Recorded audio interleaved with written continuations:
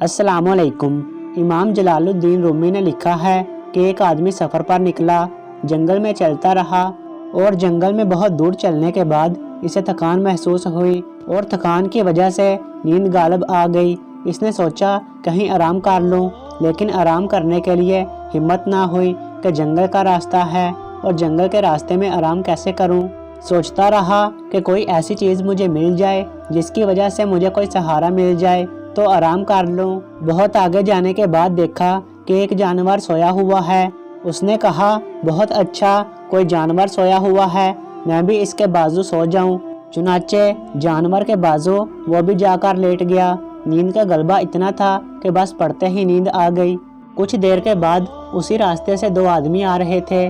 पीछे से आते आते जब वो वहाँ पहुँचे तो एक अजीब मंजर उन्होंने देखा कि एक इंसान सोया हुआ है और इसके बाजू जो जानवर सोया हुआ है दर हकीकत वो शेर है।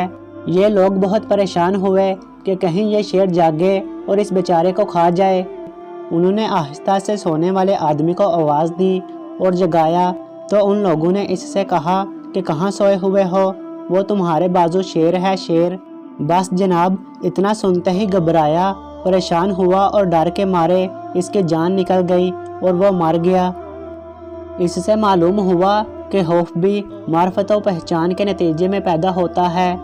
अगर मार्फत व पहचान ना हो तो खौफ नहीं आ सकता, जब पहचान होगी तो खौफ भी आ जाएगा। जब तक इसे शेर की मार्फत व पहचान नहीं थी तो इस पर शेर का खौफ भी नहीं था।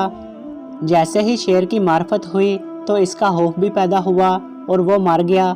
इस तरह अल्लाह की पहचान जब इंसान को हो जाती है कि अल्लाह कितना बड़ा और ज़बरदस्त है, कितनी ताकत वाला है, वो क्या से क्या कर सकता है, जब ये पहचान अल्लाह की इंसान को हो गई तो ऐसा नहीं हो सकता कि इसके दिल के अंदर कोई हलचल ना मचे और इसकी वजह से इसके दिल में अल्लाह का खौफ पैदा ना हो।